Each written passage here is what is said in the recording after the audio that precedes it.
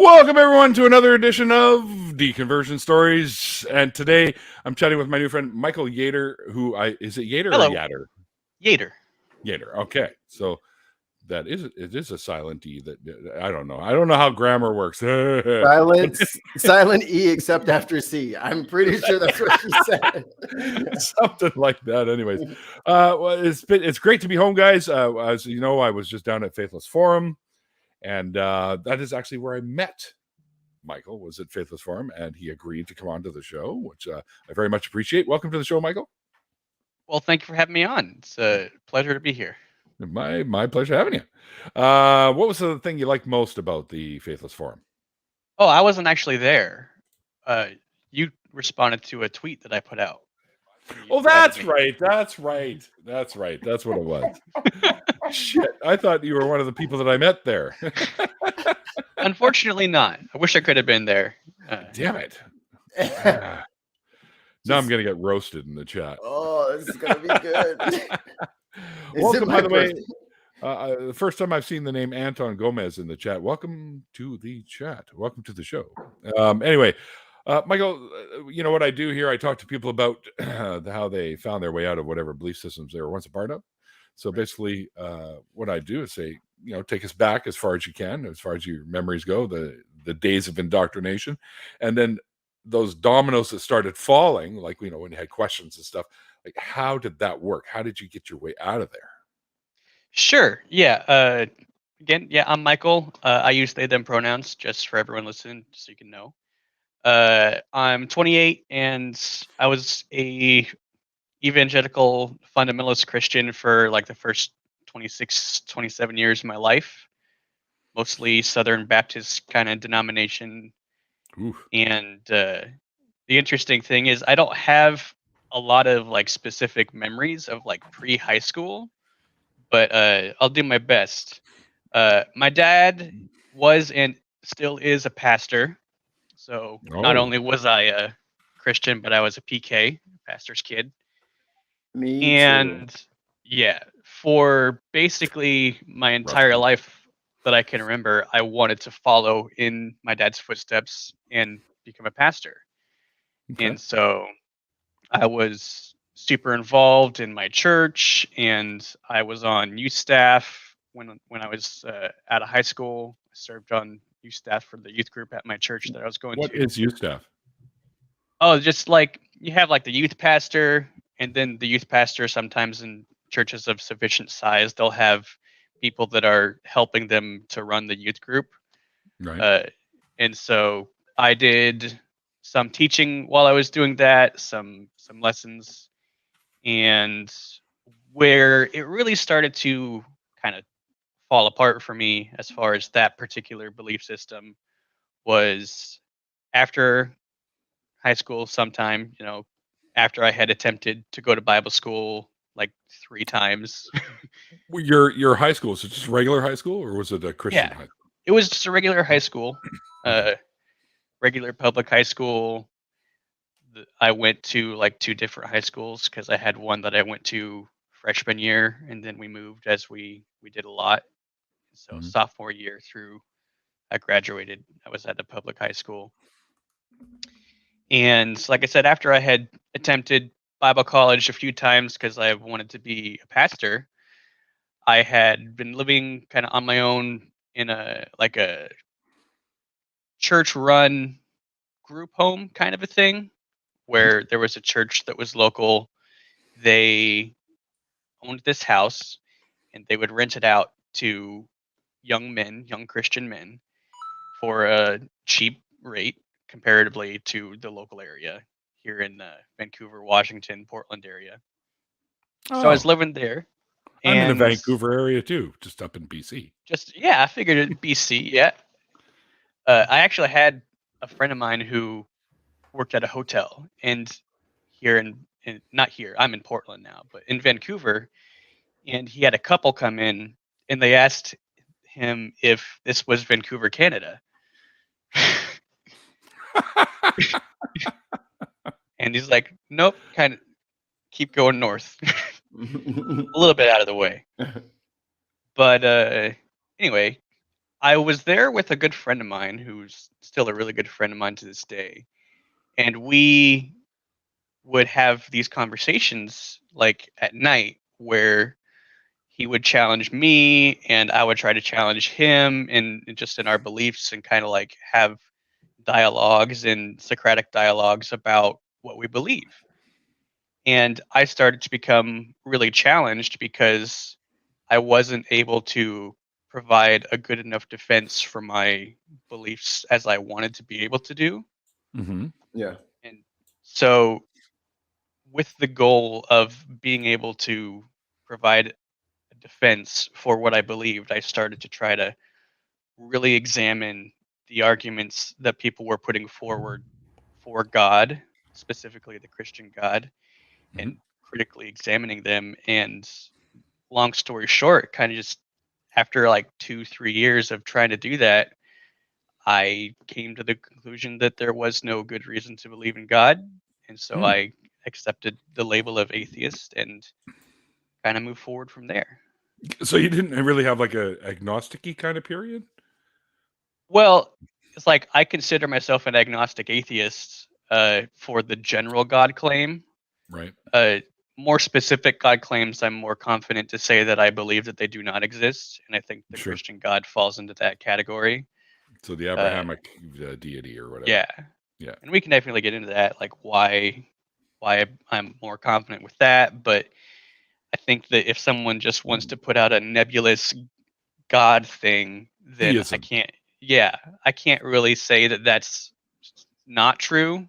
I don't have sufficient reason to say for sure, but Well, you know, who knows? I think well, I obviously you can't really prove it either way for any of those claims, but still, I think you definitely don't think that the biblical deity exists for sure. Like, there's no fucking way. Agreed. If you did, why the fuck would you worship or follow him? Like, seriously. That's a As for a conclusion. deistic point of view, well, I really don't see the necessity for one. So I'm one of those people that say, I don't believe it. I don't buy it. I don't think they exist at all. I don't think any deities, and there have been hundreds of thousands of them proposed by humans. So I how have that no reason to think any of them exist. that was Ollie, by the way. Oh. Mother rugger. Oh. So these guys caught on to cheating. They can send me messages or text me, and it'll get coins. Ollie, you sneaky bugger. Yeah. Diabolical supervillain. He's like, I'll have infinite coins if I just continue texting him spacebar. I just saw this from Reason to Doubt. And by the way, hello, Reason to Doubt. Deism seems virtually indistinguishable from no God at all. Yeah, especially with all the like characteristics of just a deistic God that nobody seems to be able to interact with. So it's almost the same thing, right? Right. Yeah, I think that'd be my stance too. If it's not something that has an active role in the universe, then it might as well not be there at all. Yeah, exactly. So after finding your way out of it, how did your family take that? Or do they even know, first of all? They know. Okay, all right. So they did not take it well. I came to them and the rest of my family. I have 2 siblings in addition to my parents, and I kind of approached them all at the same time, which I don't think I would recommend people do if you are Yeah. coming out of that. I don't think it worked out well for me. The reason that I did it that way is because I had been living kind of in secret for several months before I came to them and was finding it more and more difficult to keep living a lie as I kind of had seen it. It was more difficult to keep that secret than it was to just tell them. That was Right. just for me. I came to them all at once and I kind of said, "Hey, I don't God's not believe this real anymore." I tried to be like as Knocked over a tactful chair as and I ran out the could. room. you know. But like after I said, "Hey, I don't believe this anymore," then they all kind of just all at once started like piling on me, trying to like throw arguments at me and ask me questions, all questions that I had spent like the last 3 years thinking about. So it was Mhm. incredibly frustrating. It's like, yeah, I've thought about all of this, and it, that conversation didn't end well. I kind of just walked away from that one without much satisfaction. Mm. Uh, I would so I would say it's definitely easier to get get them one on one, yeah, because then it's like, but you're not going to tell anybody else, right? Cool. And then you can like build that bridge, and they can try to right. understand or ask their own questions. But yeah, you walked into the lion's den. They were just all ready Yeah, to go. it's kind of just like all or nothing for me. Yeah. I'm either gonna do it all the way or I'm not gonna do it at all, uh, which has bit me in the butt more than once. You know, It Well, happens. how do they treat you now? like shit. Really? uh, yeah, uh, everybody except my brother. Uh, my brother, I have a good relationship with, and their poor treatment of me now has as much to do, if not more to do, with my coming out as like bisexual Mhm. after I deconverted. That was a revelation to me that came even after that, and I had ended up in the hospital, like in a psych ward Mhm. because I was suicidal. I'm sure. And uh, so I spent like 4 months in the hospital, and I had already, before I went in, kind of come to that realization of my sexuality, but I hadn't shared it with mostly anyone. There was like one or two really close friends, one of them being the friend that kind of started me on the journey to deconversion that I had shared that with. Uh, and so while I was in the hospital, I felt was the safest time to let my family know that as well. Uh, and kind of like the way that ended up happening is I started painting my nails while I was in the hospital because I Mhm. wanted to, 'cause I fuck, used to why paint not? mine Yeah. for a And long so time. I I did. paint my nails and I post a picture on social media, and shortly thereafter, my mom sends me a text and says, "This is like her words as best as I can remember them. Would you like to explain to me why you painted your nails?" Really? Yeah. No, Because I wanted to. Yeah. It's no, like, Whatever explanation you mean. LOL. I said, "I don't think it's something that needs an explanation." And then she said, basically, the only reason that guys paint their nails is because they want to be women. No, that's And, not the only reason. and Citation needed. yeah. And then she's like, "Is there anything you want to tell me?" And I said, "No, there's nothing I want to tell you. Well, not now. Not right now." Mom, can I borrow some of your that nail polish? that stuff's Yeah. real expensive. You got the good stuff. Yeah. I had some help with some friends who helped me do it while I was inside. Uh, but then a few days later, I was like, okay, I'm gonna try to call my parents and see if there's a way that we can kind of mitigate the damage to this relationship before Right. it gets any worse. Still trying to do the best that I can to salvage the relationship with my parents Yeah. because I love my parents, and you know Right. I wanted there to be a chance for there to be something salvageable. But it that conversation didn't go well. I told her that I was bisexual. She said that I'm going to go become a druggie. I'm going to have sex with everybody. I'm going to get AIDS and I'm going to die. Oh, fuck's sakes. You're not the lead in Rent. Like, what does she think that your life was gonna be? It's Like, like, I don't do drugs though. yeah, it's like, what the fuck? It's like the level of disrespect that I Yeah. learned that my mom has for the LGBTQ community through that conversation was an eye opener for me. Because like, I guess oh, you so. think that just because I now say that I'm also attracted to men in addition to women, now all of a sudden I'm this horrible person who's just gonna become a druggie, and I'm all this Total terrible. whore. Yeah, and it's like nothing wrong with being a whore at all, Shout and out that to the is No. whores. another thing. Yeah, yeah, Like yeah. even if I wanted to have sex with a lot of people, that's not any of my mom's concern. Exactly. And it's She not. doesn't. She doesn't want to know that anyway. Right. And so because of that revelation, that damaged my relationship with my parents. And if I'm rambling, just stop me if you have any Oh, no. questions. This is all about you telling the story. So Yeah. It's your episode, dude.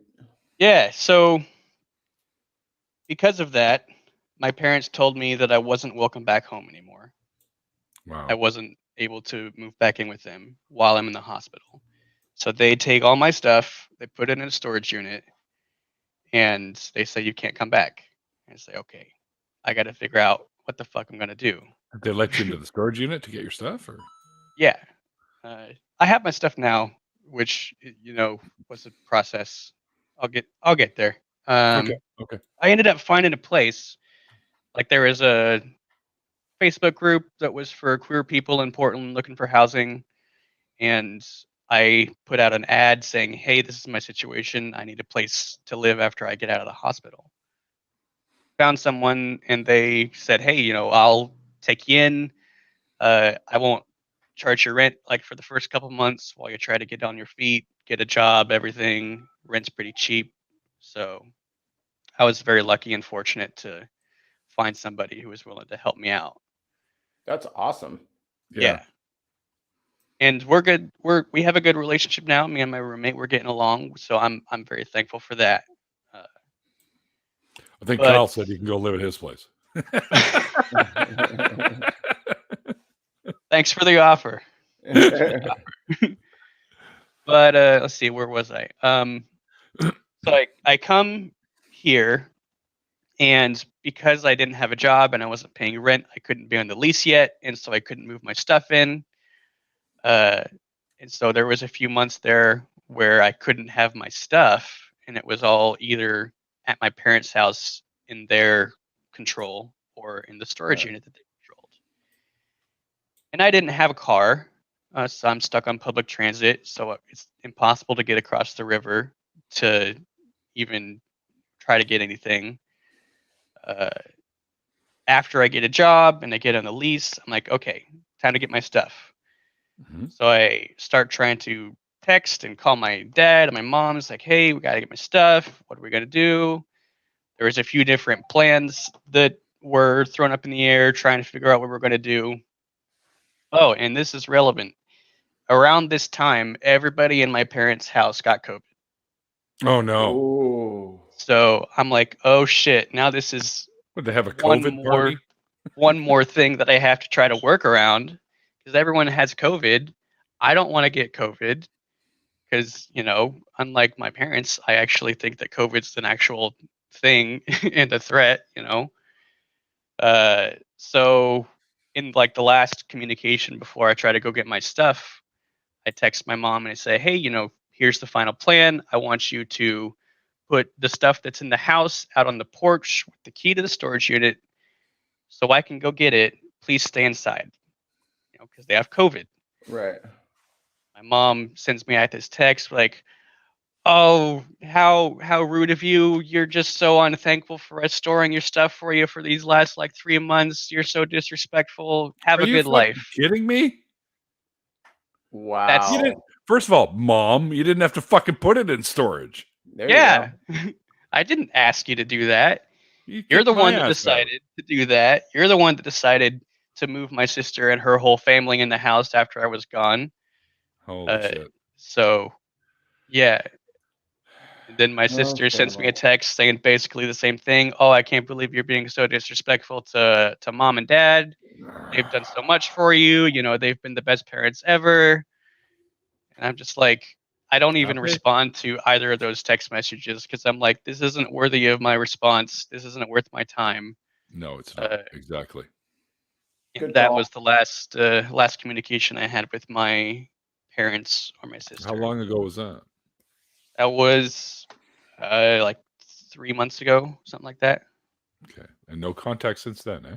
Yeah. So how long have you been free of the beliefs, and how long have you called yourself an atheist? So I would say it's 2021 now. I would say 2018 ish when I got out. Okay. A couple years. Okay. So yeah, that's still fairly fresh, I would say. Yeah. Since coming out, have you? So well, hold on. Let me hold one quick question. You've come out as an atheist and also as bisexual, correct? Correct. Yes. Which Yes. one do you think they took harder? Probably being bisexual. Really? Yeah. You know, it's funny. Well, not funny, but funny, more peculiar, I guess you would say. Because often I've had folks from the LGBTQIA plus community on the show, and they always generally say that they took the coming out of atheist harder than coming out Yeah. as a member of that community. Yeah, I think that it could go either way depending on who you're talking to, for sure. I don't know exactly why my parents and my family took that the way that they did, because telling them I'm an atheist didn't get me kicked out of the house. Right. Telling them I'm bisexual did. So, You got some love from Utah Outcast. Solidarity with my bipan folks. There you go. thanks for everybody's support. Alex is a good guy. So how has it affected other relationships, like your friends and stuff like that? Did any of your friends kind of kick you to the curb, and have you, made new friends since finding your way free that are kind Oh, of for on your sure. side, Yeah. like that kind of thing? I've definitely made friends now that I would not have made without going through this and without my evolution as a human, Mm-hmm. uh, mostly because throughout my deconstruction and my deconversion, my views on LGBTQ plus issues changed. My view on a lot of social issues changed. Universal health care, universal basic income, a Mm-hmm. lot of these things where like I was super like libertarian conservative for the entire time that I was a Christian, but now I'm a like far left communist. uh, and so through the change of my views on those things, I have been able to develop relationships that wouldn't have been possible otherwise. A lot of those I formed while I was in the hospital, and so I'm thankful for those relationships. That's great. Yeah, the relationships that I have with my existing friends have evolved and changed. Some of them have grown deeper, and some of them have become more distant. Some of them were able to be repaired. Uh, Relationships that were damaged because of my behavior as a Christian, I was able to repair. Uh, and so there's been a lot of change for my relationships. So when you say damages that you caused in relationships while you were still under the umbrella of the theism, um, uh, what happened there? Like, can you give us like an example of something like that, or is it easy enough for you to talk about? I don't want to put you on the spot or anything. I can do my best. So one of my relationships with a friend of mine, we went to high school together and we were very close through high school. And as we got older, he started to kind of move more left on the political spectrum as I continued to veer right. And so we had some conflicts of values there. And at one point, we were in my house that I was living at. We were just talking, and he said to me, Michael, I think that if we didn't know each other in high school, I don't think that I would be friends with you today. Wow. Like saying, if we hadn't had that previous foundation of friendship, if he had met me new today, then he didn't think we'd be friends. Wow. Holy cow. And so that was tough, because this was a really good friend that I cared a lot about. I was Yeah, of the course. best man in his wedding, for Christ's sakes. Wow. And so Did you just blaspheme? That's what I was God damn wowing. it. I couldn't Yeah, believe sure you he said did. that. Yeah. So after I deconverted, and I started to reevaluate my values, I think that he reached out to me, if I remember right, saying, "Hey, I've noticed these things on social media. Maybe we can hang out, get together, and talk." And we did. And he kind of said, "Yeah, I was becoming really, you know, uncomfortable with how your behaviors were, and I didn't like it, and so I kind of cut things off, and I'm sorry." Uh, and so that was one of the relationships that, because I was an asshole Christian, I hurt people. And Yeah. now I've kind of had some opportunity to repair some of those relationships. That's good. Yeah. That's good. So if Buddy gets divorced and married again, you'll get to be his best man again, or? I doubt he'll get divorced. Okay. he Just checking. he and his wife are rock solid. So That's cool. Yeah. It's great when you find someone like that, because Yeah. my marriage lasted for about 3 months. Yeah. Hey, sometimes divorce is the best thing for both people. Well, I caught her doing cocaine and other dudes, so yeah. Probably should have seen that one coming. What do you do? Well, Live and learn. how to be young again. Yeah. One day you're young and wild. The next thing you know, you're wearing fucking compression socks because you don't want to die from a blood clot. You're on blood thinners. You can't drink beer. You piss it all the time because you're drinking extra water. The clouds are in the way. Stupid clouds. Yes, this is a great joke. Yes, we do know why divorce is so expensive, because it's worth it.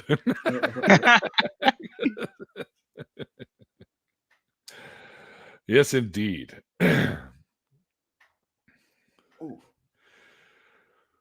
All right, so you don't have a channel or anything, do you, for YouTube?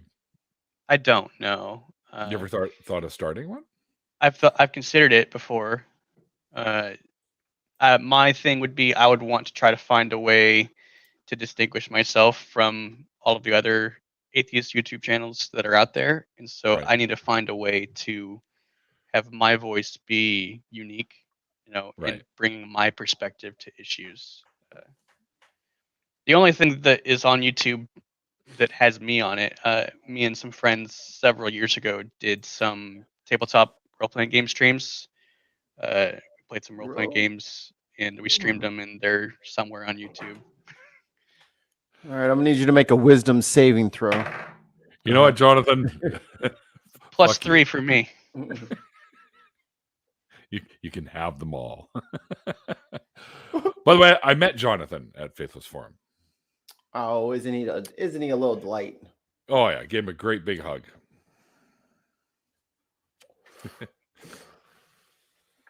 And thanks. I love the way he does 604, like $6.04. Thanks, Jonathan. That's so funny. You got to get that extra 4 cents in there. I mean, Rags could totally outdo him. He did $604 super chat. I mean, Oh, if you want to top him. Anton, you're gonna go broke in here, man. What are you doing? I appreciate it though. Give advice on starting a channel? You're about to? Oh, okay. Definitely find something that you're good at. Like, I knew I was pretty good at just yakking with people. So, because I'm a chatterbox when I want to be. But yeah, find something that you're good at and that's quite niche to you. And I've always been very interested in how people find their way out of belief systems, period. They don't have to be religious. Like, I had my friend on here who used to be a guru for crystal healing and pyramid power and all that other garbage, right? So Oh, by the way, Michael, did you ever go through anything like that? Did you ever take a veer off into like paganism at all, or any interest in it, or I did not. because you look The like you could be a only Viking? it's just because of the beard, It's the beards. Stop So stereotyping, Neil. I think that like Norse paganism is fascinating. Yep. I don't like. I don't believe that it's true. No, I don't either, of course. But I was But there once myself. yeah, I went pretty much straight from Southern Baptist to agnostic atheist with nothing in between. What was the biggest thing that kind of threw you away from it? Like, what was there? Just something that you read or something that you thought there's no possible way this could be true? So when I first had started like my process of trying to evaluate the arguments and come up with a solid defense, one of the first things that I did was watch the Crash Course Philosophy YouTube series. Oh yeah, yeah. And that was super fun. And I watched some YouTubers, Rationality Rules, Stephen Woodford. I watched some of his like debunking stuff. Which he Just does kind of very like, well. yeah, he does very well. He's all about the arguments. Yeah, and the arguments were where it was at for me. I was like, okay, here are the arguments. Let's try to see if they're valid, if they're sound. And there was no one thing for me. It was a long process of a lot of small little cuts in the foundation that kind of slowly chipped away at it over time. And then I kind of just looked down one day and realized that there was no foundation left. Right. So that's what it was like for me. I kind of had like a little bit different of a thing where always kind of was like, man, that shit ain't real. And then, but I would go along and follow the rules because you had to be a good kid, want to be a good son and all that stuff. But then as soon as like I was on my own, I was like, wait, I haven't been to a church in 5 years. What the hell am I doing? I don't believe that this shit. All right. Let me get back to reality here. But it sounds like you have like a more like delineated point when everything kind of switched over. Yeah, and I hadn't kind of similar. I hadn't been to church consistently for most of this process while I was trying to figure this stuff out.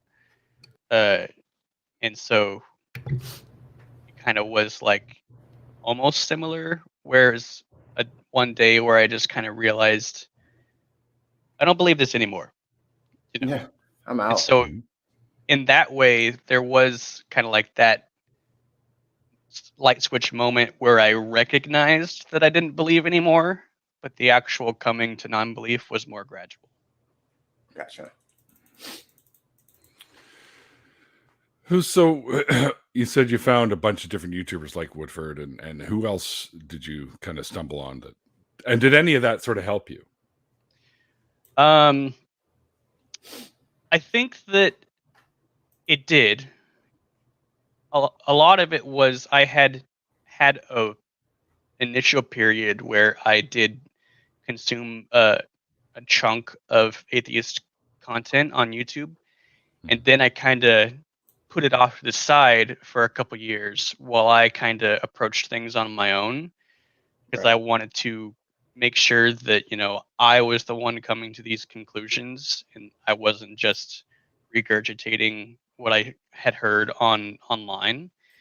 But some of the ones that kind of got me started were, Stephen Woodford, Holy Kool-Aid, Apologia, Cosmic Skeptic, Genetically Modified Skeptic would be like probably the top 5 or so. Sure.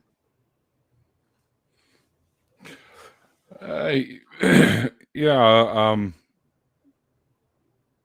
Did you ever stumble on like the Atheist Experience or Talk Heathen or any of those ones? Or I did did. that sort of come later?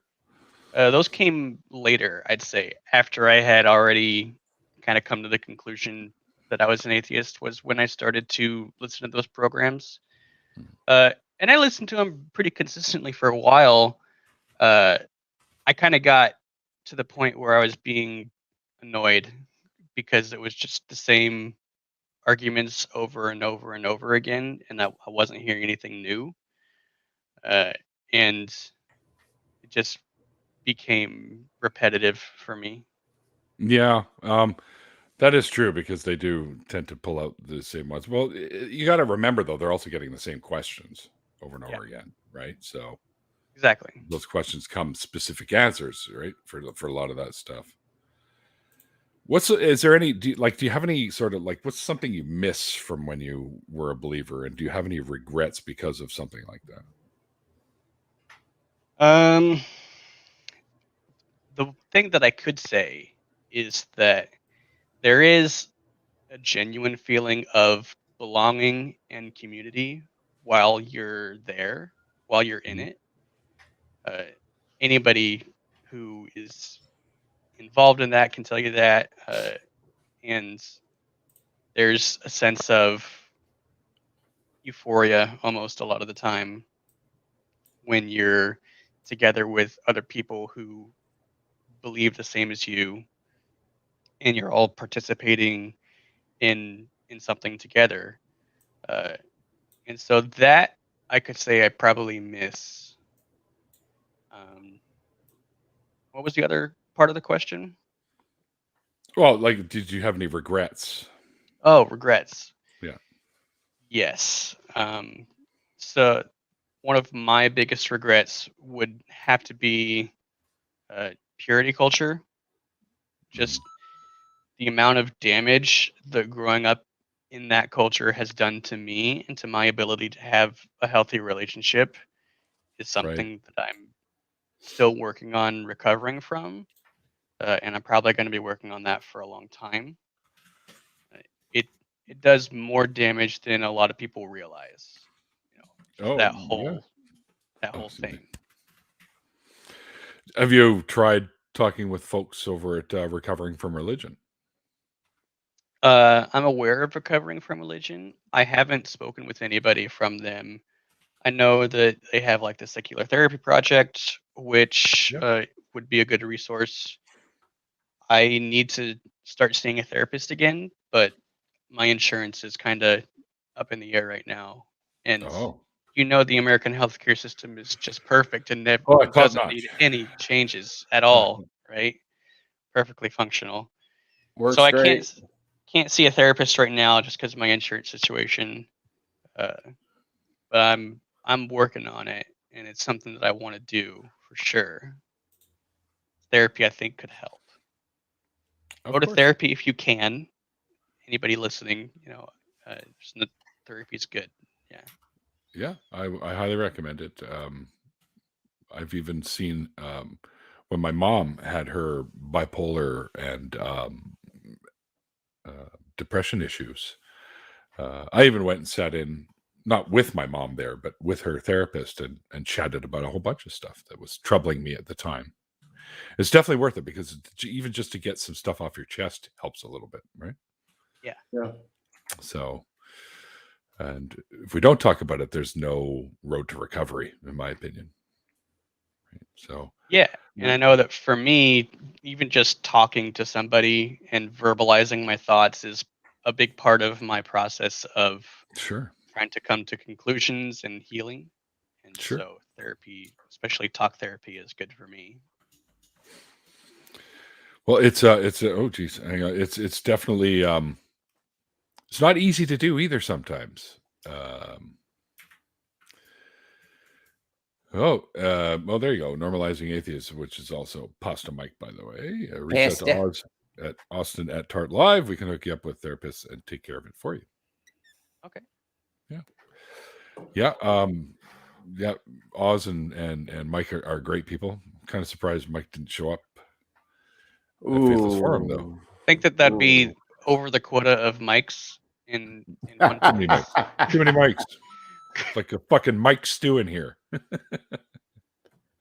Welcome to the mic party. Yeah. Exactly. Time for the Yeah. mic drop.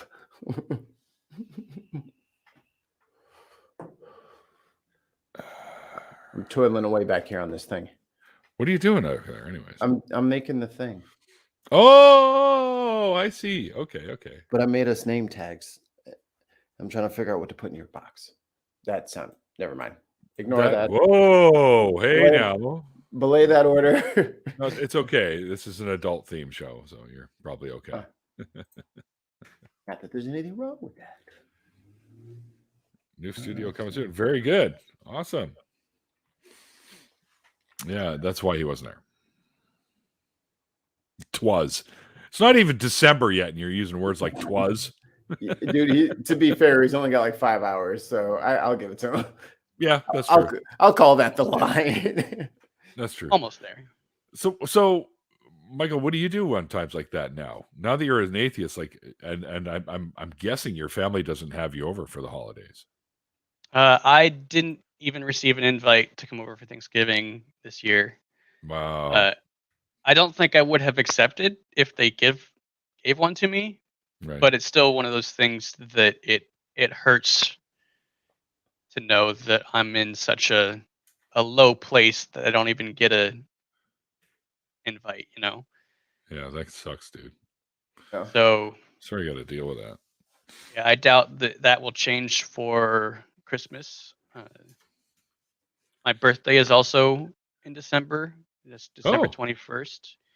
Oh, how was that growing up, having your birthday right close to Christmas? Sometimes, well, sometimes it felt like I got 2 gifts instead of 1, you know. Yeah. But I have a friend whose birthday is Christmas. Same day. Oh, hell no. I want 2 gifts, one with regular wrapping paper, one with Christmas wrap. Well, hell yeah. That's what they do for him too, by the way. Actually, he kind of comes from a fairly well-to-do family, so he gets lots of gifts. A couple of them are wrapped in birthday, and the rest are all Christmassy. So, yeah, that makes sense to me. Yeah. Yeah, so I'll probably just hang out with the roommate or hang out with friends. You know? Oh, I wish you lived closer to me. I'd say, come on up here. Fuck, we'll throw down up here some Christmassy stuff. I'll start walking. You'll be here long before Christmas if you do that, because it ain't that far. So I try to do a Christmas Eve into Christmas Day like marathon stream. Just so people have like an open room to come hang out, and you are more than welcome to come hang out with all the rest of us, because Christmas was like my worst like depression holiday was Christmas. It's many people. That one always fucked me up. So yeah, coins. And I know that I'm taking like all of Christmas week off, so I'm going to be like off work from like the 16th through the 29th. So I'm gonna have a nice long Christmas holiday. So yeah, awesome. I just used up most of my holidays just going down to Texas, but it was well worth it. I had a great time down there, and hanging out with everybody and staying over at Holy Kool-Aid's place. Nice. Yeah, rub it in. Yeah, I know, right? I even took a picture. Yeah. I had an air mattress. I was sleeping in the Holy Kool-Aid studio, people. I was like, who else could say that? Well, now Steven can, because he did it too. Because I took the bedroom. But yeah, I definitely think it'd be fun to meet some of those guys and they're all good people, and theys and thems and all of them. You know, like you mentioned, like Talk Heathen and Atheist Experience earlier. Eric and V are both great. I think that of all of the creators that have participated in those shows, and now they've gone and they're doing their own thing with Skeptic Generation. They're probably my favorite. Yep. Hang on. There, a little plug for Skeptic Generation. Bam! So I did Thanksgiving at Eric and V's. Excellent. Yeah, Genetically Modified Skeptic was there, or Drew, as his name is. Thomas, myself, Stephen, Kristen, Frogren. Yeah. I think it's pronounced not fiance. Yeah, well, she was there as well. Rudy B was also there, and her new life partner, Nathan, I think. Yeah, Nathan was also there. Yeah, it was great. A whole bunch of us there having a good time. We watched because apparently it's a tradition with Eric to watch Groundhog Day every Thanksgiving. I'm like, why don't you watch it on fucking Groundhog Day? Yeah, what the hell is that? Doesn't even make Why not sense. watch like Planes, Trains, and Automobiles instead? Because that's a Thanksgiving movie. Like, what the It's fuck? time for us to watch White Men Can't Jump. It's Labor Day. Like, what are you talking about? Forget about Die Hard on Christmas. That's Now, right. I will die on that hill. That We'll is die a hard on that hill is what it'll. Yes. There it is. Yeah, I can go either way. I don't give a shit either way. So it's a great movie. And yes, it took place during Christmas, but I don't know if I'd call it a Christmas movie. You just gotta Apparently, the guy that made the movie didn't intend it to be until later on. So one of there you those go. happy little accidents is all I can say. Yeah. Yeah, they're great movies. The first two I liked a lot. And well, actually, I like them all because they all have their element of charm. When they have him walking around in Harlem with the street side Oh my sandwich board. god. Holy fuck. Or clearly Whoa. not all his dogs are barking. That's right. You know what I mean? Bellevue. yeah. They're all pretty good. They all have their charm. Oh yeah. The newer ones, The Yeah, I the don't one know, that had the guy from the Apple versus PC commercials. That Shia guy. LaBeouf? Not Shia LaBeouf. It's early. Remember when they used to have Walking the the Apple Woods. guy and the PC guy?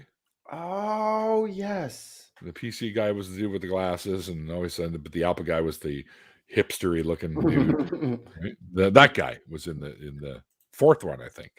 The stupid cool guy. Yeah. Somebody interesting. Oh, Anton, I made you a moderator because you were very generous today. Yeah, you the See, man. there you go, folks. You can buy your way into moderation on my show. Are there I do more try. moderators than non-moderators in the chat right now? At this point, yes. We will be asking the questions around here. Oh, I'm I'm sorry. basically, it's been said that I'm like Oprah with the wrenches. You get a wrench, and you get a wrench, and you get a wrench. If Yeah, so everybody's a moderator, nobody's a moderator. that's right. Got Well, it's him. funny because if we get some trolley type people in the chat, Scrooge is the best Xmas movie. I don't know, man. I don't know. It's a good one. It's a good one. Bill Murray's great. Oh my god. I forgot that was even a person until you said that. Who?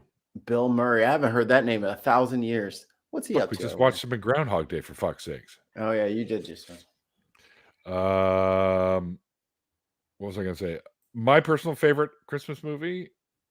Actually, I have two. I love the classic where he wishes he wasn't there. What's that called? And then he disappears and or he's no longer known. What the hell is that called?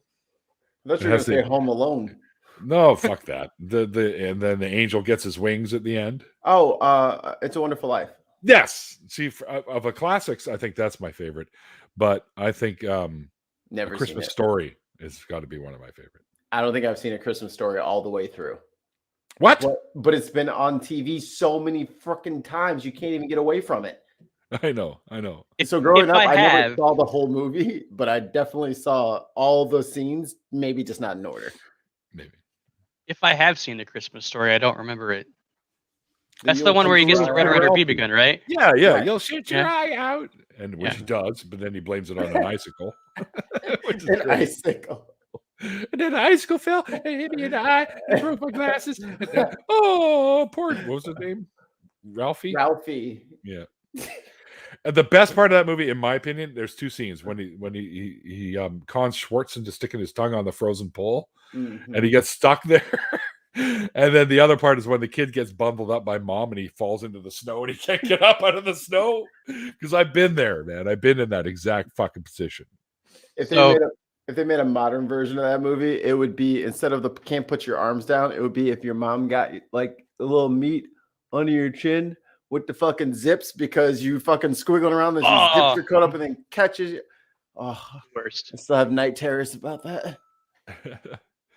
So And, it kind of reminded me, you said shot the eye out. I had a friend of mine, we were fucking around with a airsoft gun one time, Oh, and he wanted to show me how well the safety glasses worked. So Oh he asked my me he asked me to put the safety glasses on, and he's like, watch this. Bap! and he just like point blank shoots the safety glasses, and they didn't work. So I almost got my eye shot out by an airsoft gun because some dumbass was like, "This is going to be funny." So Jonathan just sent me a picture in regards to me giving everyone wrenches. It's this guy here. If everyone is wrenched, no one will be. That's right. Now you can all just banish each other from my chat. just boot everyone else out. That happened on the bin when I had everybody have producer privileges. They were just kicking each other out of the meeting the entire show. I'm like, what have I done? What the hell? Anytime somebody said something, it's like, well, I disagree. Bloop. There they went. I was like, okay, you guys all can't do this. This can't be the show. Oh, I'm Biddy Love too.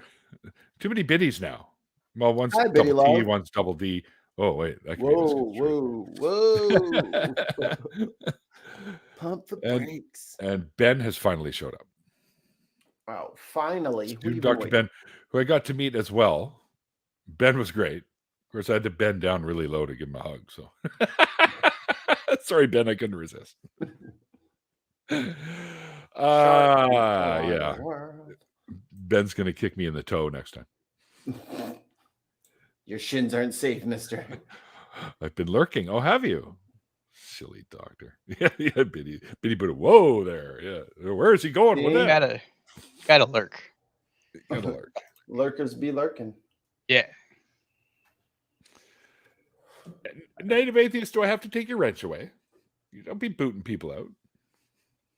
Yeah, be nice. Don't do it. Only one Biddy here. Yes, indeed. Yeah, I mixed up Biddy and Biddy one time, and I am sorry. Well, it's Biddy and Bitty, so there is a difference. I have a bit of a lisp if you haven't heard it. So, what? That's new. No, I've always had it. Please let this be my out. I thought maybe somebody did that thing like they do to some birds where they put a hot knife and split the tongue a bit so that they can speak. What? Yeah, you never heard that? No. Apparently they used to. I don't know if they do. I'm pretty sure, animal rights groups would fly off the handle, but they used to do that. They would take a razor blade and they would heat it up and they just touch the tongue and it splits a little bit. And the bird can actually make human type sounds, which I think is cruel as fuck, by the way. Don't get me wrong. But fuck that. They used to do that. Yeah. That's wild. Oof. If any of you guys have plans on what to do with your new parakeet, don't do that. Don't do that. Yeah. Look at this. Look at this. But Biddy's great, so it doesn't surprise me. Appeared in Pelagia. Atheist Junior, who I just interviewed, appeared in Pelagia. Everyone's been Pelagia cartooned except me. Always Paul's like, I don't want you on my fucking show. You're a douchebag. So always a bridesmaid, never a bride. That's like fun. Never the bride. Yeah, no, to be on Pelagia show would be a huge honor because he's great. Oh yeah. I love Pelagia. Fantastic. He probably was one of the most influential voices for me. Yeah, this is true. Jonathan said while we were at Fifth Forum that me and then Jonathan and then Ben looks like the standard height chart or something where it's tall, shorter kind of thing, which was kind of funny. You guys could have made a what's it called, like the Darwinian man thing, like the three walking up. Yeah, exactly. Yeah, me too, Anton. Me too. I'll die happy too. Mind you, I've had Paul on my show, which was great to talk to him. He had a couple though, while we were chatting because he got a little goofy towards the end. But I ran out of whiskey, so I can't even drink right now. I don't even have my water with me as usual because I drank a shit ton earlier. But so I'm dry. How dry I am. But well, I've been drinking some Prosecco in your honor, Neil. Don't worry about it. Thank you, sir. I appreciate that. It's okay. I have to be rolled because I got to go face my family for Hanukkah after this. By the way, guys, there is no after party tonight, but we are going to have Michael. I'll just fucking send him a message. Get in here when we do the next after party. And we'll have like a double after party. We also have to have Atheist Junior come in and whatnot as well for an after party. Yeah. Tuesdays would be the best day for me. Sure. I work like Wednesday through Friday and every other Saturday. So Okay. Oh, okay. Well, if you do have a free Saturday, use those ones generally go later, but because I don't have to work at 5 in the morning the next day, so yeah. hey, So that's when I get off work. at 5 in the morning. Yeah. we're like the coyote and the dog. You know. Yeah. Hello, Fred. Hello, Ralph. Ralph and Sam punching clocks, swapping shifts or whatever. 2 ships passing in the night, they say. Yeah, that yeah, I got to start work at 5. But my job's fairly easy. I work in a lab, do chemistry stuff, so it's not too bad. All right, before we close this out, questions from the audience. Oh, look at that. Anton has one right here. Question for Michael. What belief that you once had as a believer that you now find preposterous? Oh, that's an easy one. The global flood. Oh, I think that's top of my list as well. Yeah. The global flood is just completely ridiculous. It would never. No. It's like the more that I've learned about that, specifically, like I watched Aaron Ra's series on the flood, and he just tears it apart. And yeah, the flood is top of the list of preposterous things that the Bible teaches that I no longer believe. I think that's up there for me. And also, if God is allegedly all-knowing, then the entire Garden of Eden story is a fucking setup. Everything. It's a trap. Everything is a setup. Oh, of course. Listen here, Jonathan Fuller, if that's your real name. If that's your real name. It's Liminis. All right. Yeah, I'm gonna spelled my band name wrong. What? I'm gonna call him out in the credit scene because we use a Luminous track in there. He spelled Luminous wrong. Scapegoat Iscariot says the flood and the thought that a monster like him might possibly save me. That was ridiculous too. Save you from what though? Right? From himself. From himself. Let me in. Exactly. Why? So I can save you. From what? From what I'm going to do to you if you don't let me in. Wait a minute. Native atheist asks about the resurrection. So, interesting story about the resurrection. Senior year of high school, I wrote my senior research paper on the resurrection of Jesus. Oh, no. Wow. Oh, no. What kind of grade did you get for that? I was like half a point short of 100%. So, Septic Bob says, I wonder how the surfing was during the flood. it was ripping, dude. Totally ripping. Hello, Allison. Just in time for the end. You've made it to the end of all things. Well, Michael, I do want to say I very much appreciate you coming on the show. It was great to get to chat with you and hear the story. It's great. We will get you back in on a Tuesday if that's what you prefer. So maybe the next Tuesday, we can have you jump into the after party and throw some love your way on that one as well. And that'll be with Amit Matthew, who I met at Faithless Forum. This time I'm sure of it. Amit was great. He's often in the chats and stuff like that. I have great timing. Yes, Allison. Yes, you do. Next Thursday, or this coming Thursday, I have Jackson Weed on the show. So be prepared for that. We'll have his book here around here somewhere. We'll probably talk a little bit about how that all went down for him and RJ when they put the book together, because it was a combined effort. If you're not familiar with the book I'm talking about, it's called The Rocks Were There. And it's all about the geological time and fossils and stuff like that, which is what their expertise is.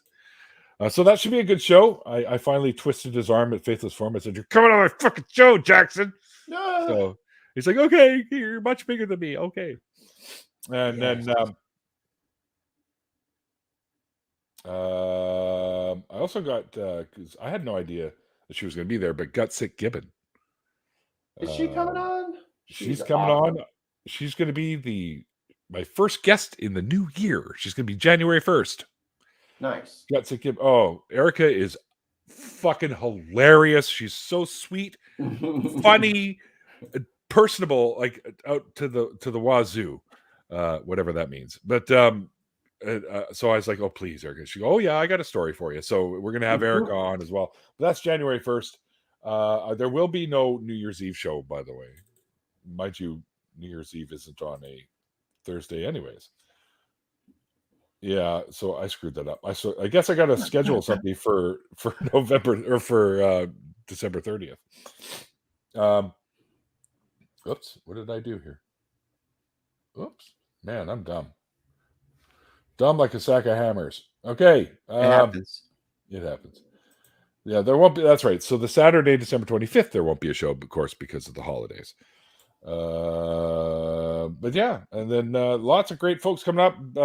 Jackson Wheat's up. Then Baron Fisher is going to be up. Amit Matthew, Jamie Miner, Lord of Falconis is coming on. Bevan Jett, who, by the way, Bevan is David Warnock's, I want to say girlfriend, but I'm not even sure.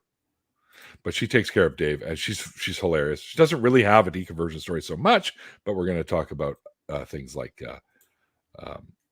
religious influences and stuff like that. So it should be a lot of fun. Lots of great folks coming up. Made a lot of connections at Faithless Forum. Many of them wanted to come on the show, so it's going to be really fun. Anyway, again, Michael, thank you so much for coming on and jumping in here with me and letting us be our idiotic selves and while you tell your story. I very much appreciate that. I appreciate the invite. Thank you very much. You're very welcome. It was well worth it, I think. Also, everyone out there in the chat, thank you to you guys, all of the ones that are watching here, there, and everywhere that I do the show, whether it be here or Twitch or Twitter. Thank you. Thank you all for being here. And thanks to my amazing patrons, because of you guys, without you guys, I wouldn't be able to do what I do. So it is very much appreciated. Also, quick reminders that Randolph and I will be starting our show, and it'll be sooner than you think now, because we are actually on cue for a lot of the stuff that we wanted to get done. It'll be, or if you want to learn more, go over to www. What the hell's it called? What do we call it? Oh yeah, truenorthtalk.ca. Because I'm in Canada. Man, I haven't done this in like a week, so I'm like rusty as fuck. But anyways, you can learn more about the show there. Neil the 604 Surf Dude. Totally, dude. Hey, what's up? So was it? Yeah. Hang 10. Isn't that what that is? I don't know. Yeah, that's a surfing thing. You did it. But this is the metal one, yeah. Then you have to do it when you have the skull ring, you see. There you go. Skull ring. Perfect. It's apparently a replica of My skull. Yeah, it's a replica of Mikey's skull. I peeled the skin off, took a drawing of it, and took it into the ring store. And then I sewed him back up. You'll notice the stitching across there. That's why I wear a beanie. Exactly. Didn't go perfectly. Thanks for being my ring model, Mikey. I feel like an X-ray could have did the same thing, but when you're right, you're right. You talked me. They have X-rays now? Wow, cool. It's modeled after Keith Richards' ring, is what it's modeled after. You know that guy, Keith Richards? You ever seen that meme with Adam and Eve and God? And they're like, God's like, there you go, Adam, I made you a woman that you can have, and blah, blah, blah. That's great, God, but who the fuck is that? And he's like Keith Richards, and God's like, I don't know, he was here when I got here. I've seen one just like that for like Betty White instead. Betty White too, yeah. Pretty much, yeah, like the two oldest people in the world. During the flood, they hanged 1,000? They hanged 1,000, yes.